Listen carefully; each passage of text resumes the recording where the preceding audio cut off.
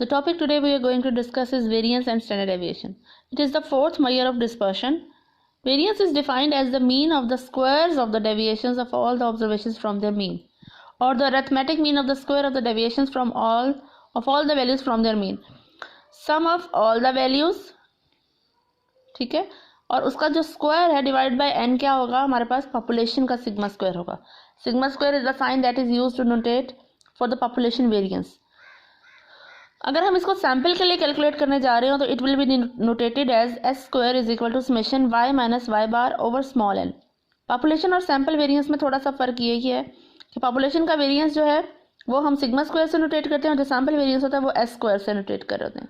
Variance basically जो भी आपने वेरिएंस डेफिएशंस लेनी है वैल्यूज़ की अपने मीन से, उसके स्क्वायर को जब आप सम करके डिवाइड बाय देयर नंबर करेंगे तो that is called as the variance. और standard deviation is the positive square root of the variance. जो भी आपने वेरिएंस की टर्म ली है, जो भी आपने इसकी टर्म ली है, sigma is equal to summation X I minus mu का square over N for the population. और यहाँ पे सिग्मा स्क्वायर जो है स्टैंडर्ड डेविएशन लेने से आपका सिग्मा हो जाएगा. और एस जो है वो सैंपल वैल्यूज हैं तो it is equal to summation X I minus X bar का स्क्वायर ओवर स्मॉल एन का whole square root. Standard deviation basically एक एब्सोल्यूट मेजर ऑफ डिस्पर्शन है. अगर हमें इसकी रिलेटिव मेजर ऑफ डिस्पर्शन लेनी होगी तो हमें इसका कोफिशिएंट ऑफ स्टैंडर्ड डेविएशन लेना होगा.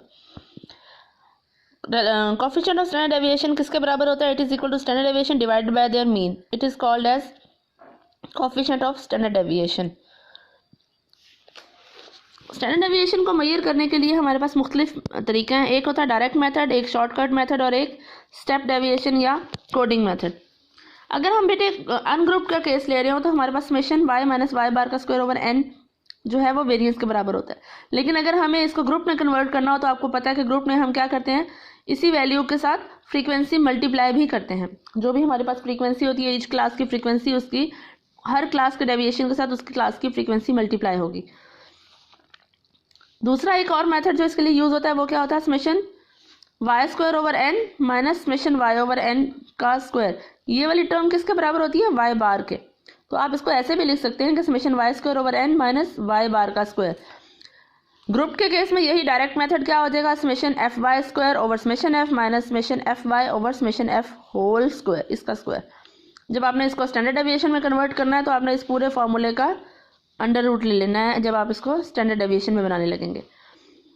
इसी तरह इसको भी आप रिप्लेस करके वाई बार लिख सकते हैं. यानी कि ये तीनों फार्मूला यूज़ करके आपको इस जो भी आपको इजी लगे आप अपना वेरिएंस या स्टैंडर्ड डेविएशन निकाल सकते हैं. लेकिन अगर आपको क्वेश्चन में उन्होंने मेथड बता दिया है कि आपके पास ये वैल्यूज़ हैं और आपने यही फार्मूला यूज़ करना है तो फिर आपने वो पर्टिकुलर फार्मूला यूज़ करना है.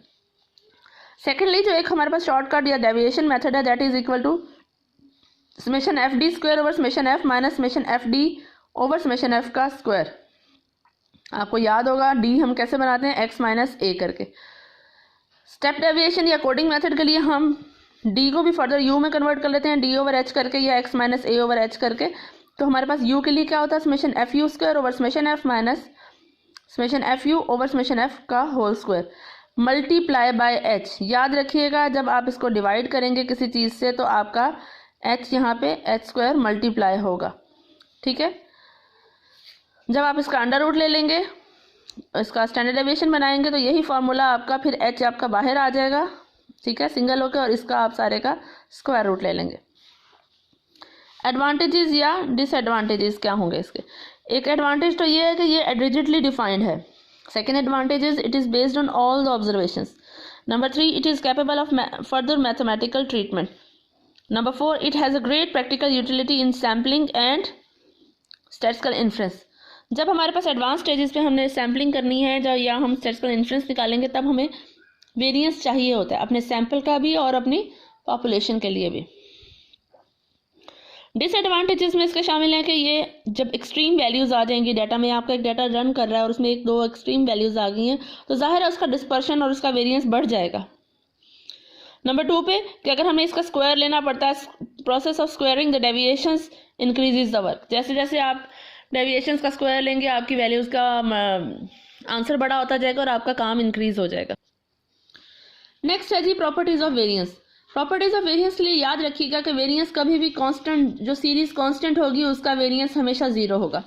नंबर 2 पे variance is independent of origin.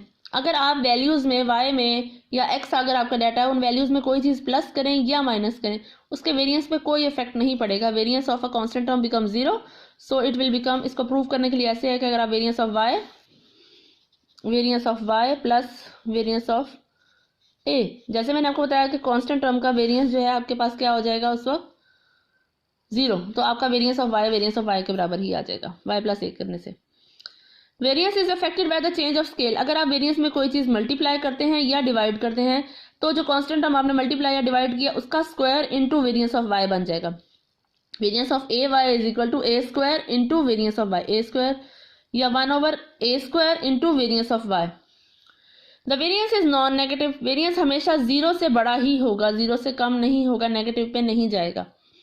अगर हमारे पास मोर देन वन ग्रुप है डाटा का और हर ग्रुप में n1 n2 up to n के नंबर ऑफ यूनिट्स हैं और उस हर ग्रुप का अपना ही मीन है y⁻1 y⁻2 up to y⁻k और अपना ही वेरिएंस है s1 स्क्वायर s2 स्क्वायर और s3 स्क्वायर, तो उन सबको जब हमने कंबाइंड करके कंबाइंड वेरिएंस लेना होगा तो उसके लिए हमारे पास फॉर्मूला है समेशन ni, हर ग्रुप का जो सम है उसको मल्टीप्लाई करके into s1 square plus y⁻i minus y⁻c का स्क्वायर। जो डेविएशंस ली हैं आपने अपनी वैल्यूज़ की कंबाइंड मीन में से उसका square plus variance of each group multiply by उस ग्रुप का ni, तो समेशन करके डिवाइड बाय समेशन ni आपके पास क्या बन जाएगा कंबाइंड वेरिएंस। या आप इसको लिख सकते हैं 1/n into summation capital ni into sigma i square plus di का स्क्वायर फॉर द पॉपुलेशंस। ठीक है।